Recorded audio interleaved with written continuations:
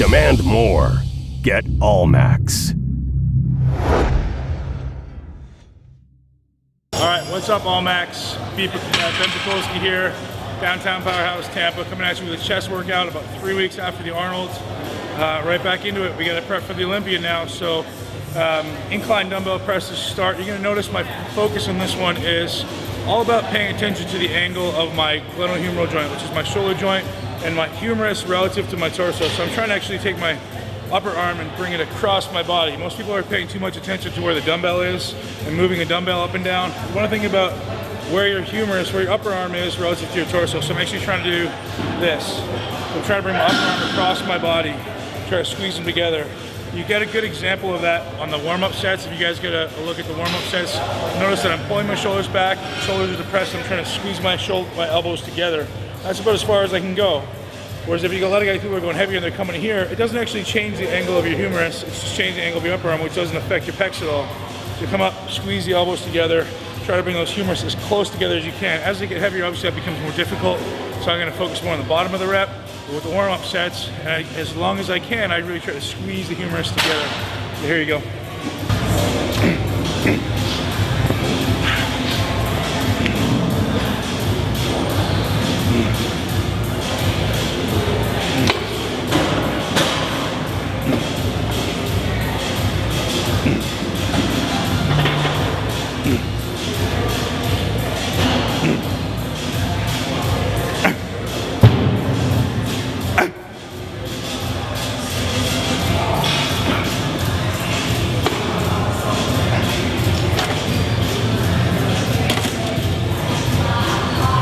Notice I stop at the bottom of every rep to eliminate momentum.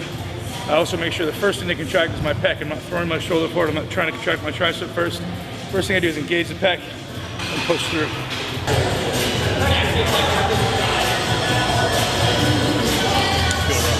Stay strong, I got you. Stay tight. Yep. Come on. I like it. Stay strong, stay tight. There you go. Let's go. Power. Explode to the hole. 3, come on. You got 3 to go. Let's go. Come on. Yeah, 2, let's go. Come on. One more, let's go. All you, come on, stay strong. Up.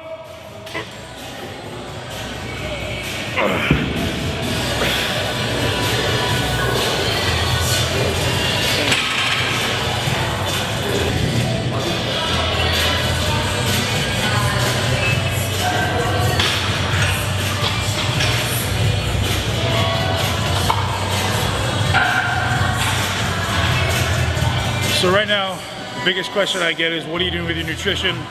So briefly to touch on that, the way I always approach my nutrition after a contest is everything is very, very strategically progressive, in the sense of I'm going from eating very low calories, getting ready for a contest, and training 3 times a day. So I'm in this massive caloric deficit. And then after a contest, everybody just starts eating and gets really fat, and training sucks. So I try to go very, very strategically progressive. So I'll start with a little bit of carbs after the show and up it each week by about 50 grams of carbs per week, so I don't get too blown out and too out of shape. I've also got to have my hernia surgery next week, so I got to stay in relatively good shape because I'm going to be sitting on my butt for 3 weeks. So again, keep my carbs pretty low. It's all relative to what my body can handle. If I'm training twice a day, I'll increase the amount of carbs I'm eating, but usually after a contest, I'll only train once a day, give my body a chance to rest. Still keep it pretty heavy, but the volume is much less, the frequency is much less, so your body doesn't need as many calories. Gives you an idea of what I'm doing. I'm still keeping my branch chains very, very high between meals, so I make sure I'm maintaining the muscle mass. I'm taking usually about 2 scoops of amino core between meals 3 times a day, and then I get the amino core during the workout and then after the workout as well. The new cherry lime is amazing. Check it out. Yep. Yep.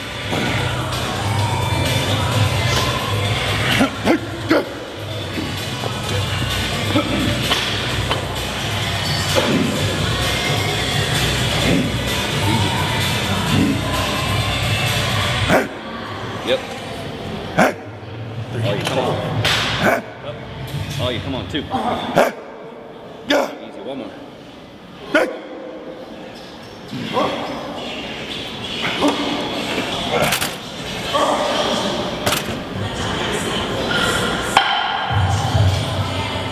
All right, man. Yep. Yep. Hup. That way. Get tight.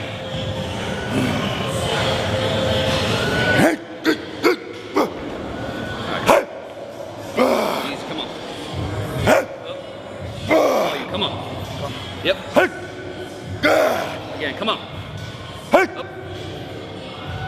One. Come on. Up. Nice. Good.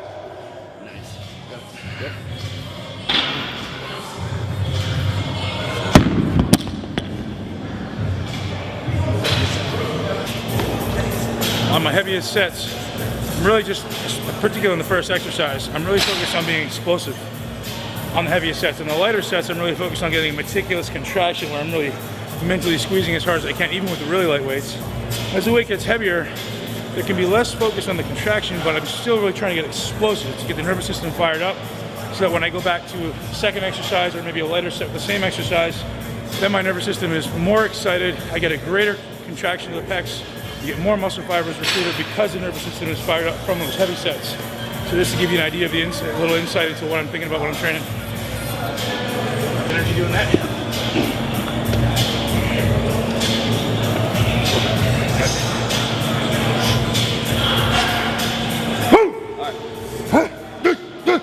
Oh, you come on. Yeah. Yep. Up. Yeah. Another one. Come on. Up. Hit the negative. Yep.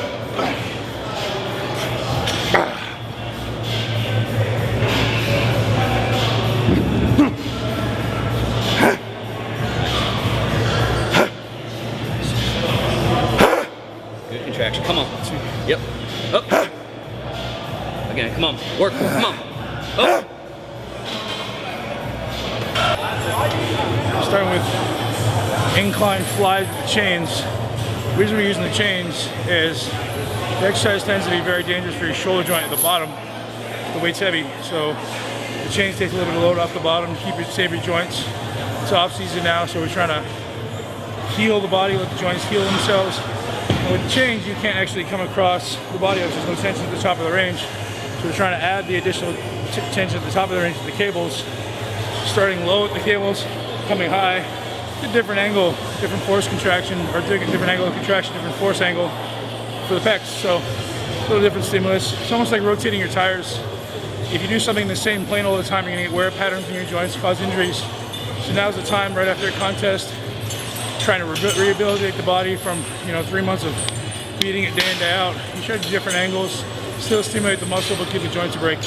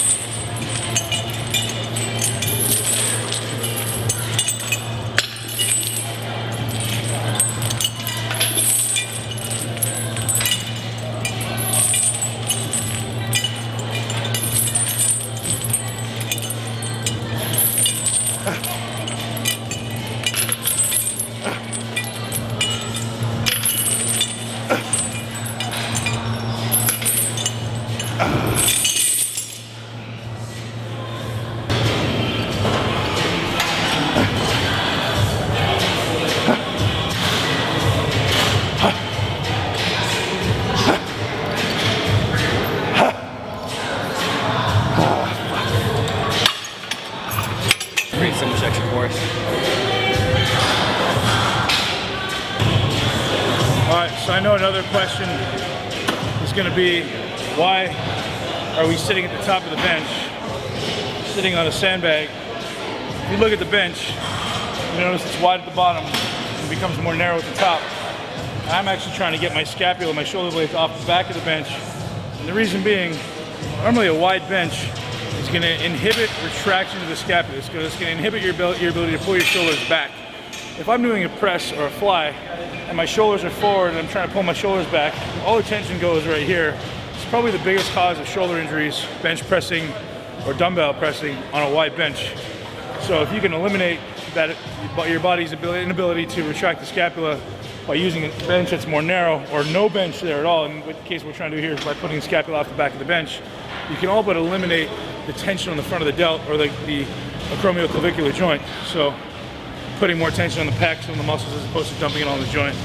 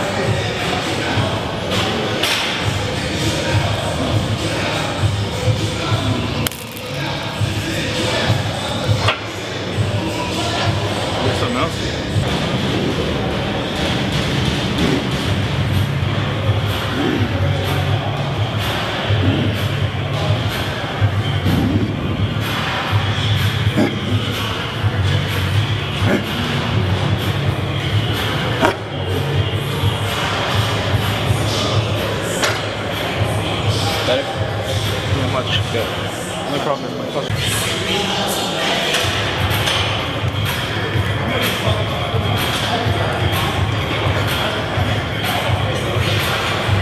Once you get in there.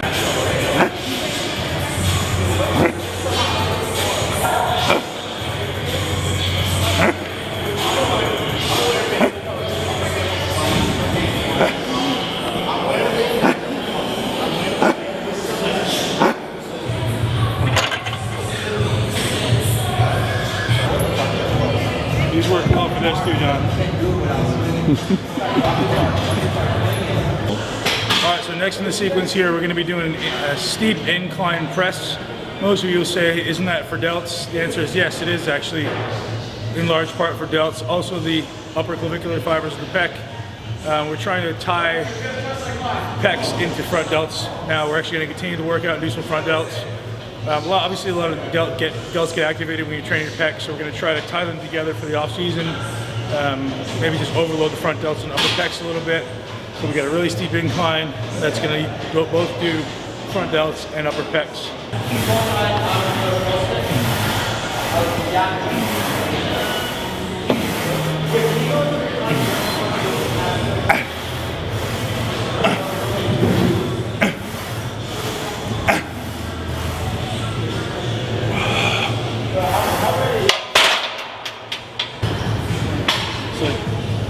Once you pull this side, pull that side quickly. Yeah. You don't have to. It's like 30 seconds between.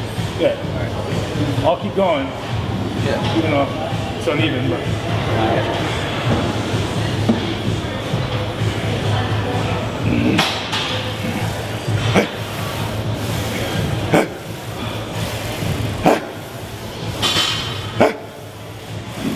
Come on.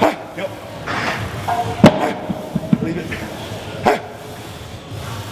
Yep.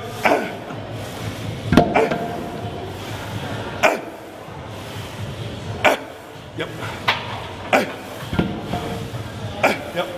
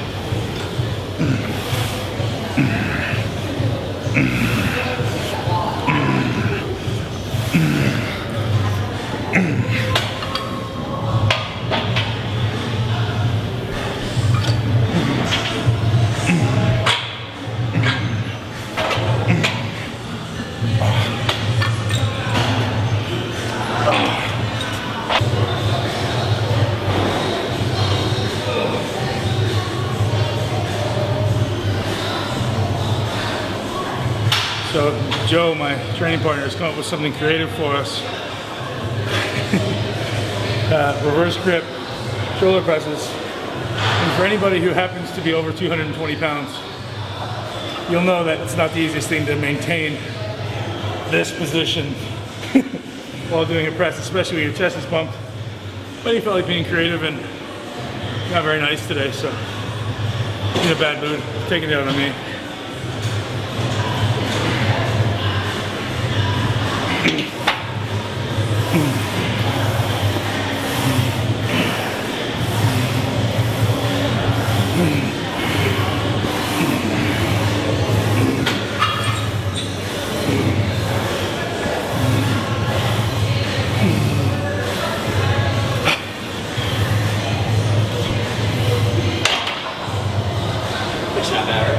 Feels good, but my range stinks. Yeah, blame it on your weight, not mobility. Well, tissue gets in the way, alright? Come on, man, give me something. That's a month ago.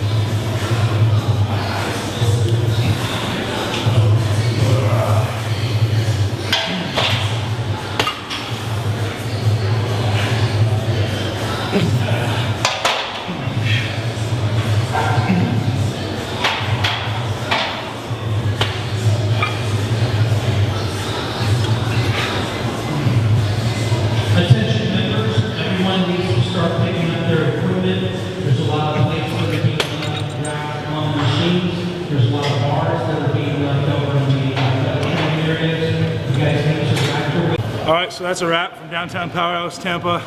You know, a lot of the questions are going to be about why we decided to tie front delts in with pecs.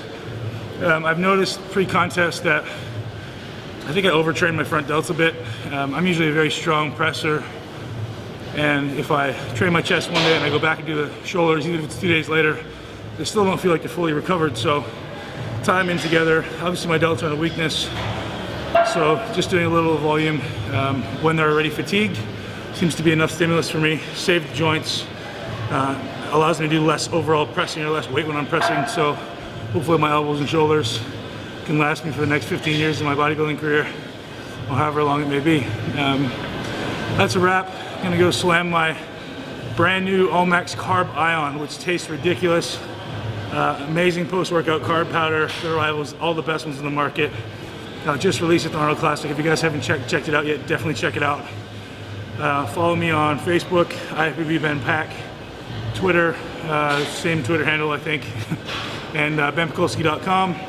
Thank you guys so much. Allmax Nutrition is unbelievable. Thank you so much for your support. And big things coming at you this year for the Olympia. I've never been so focused in my life. Thank you for all the support after the Arnold Classic and the Australia. Finally feeling better, back to normal. It took me a little bit to really become normal again. But I'm excited, I'm very grateful, and I'm looking forward to big things ahead in the next 6 months. So keep checking it out, and we'll be back at you soon with another video. BPAC out.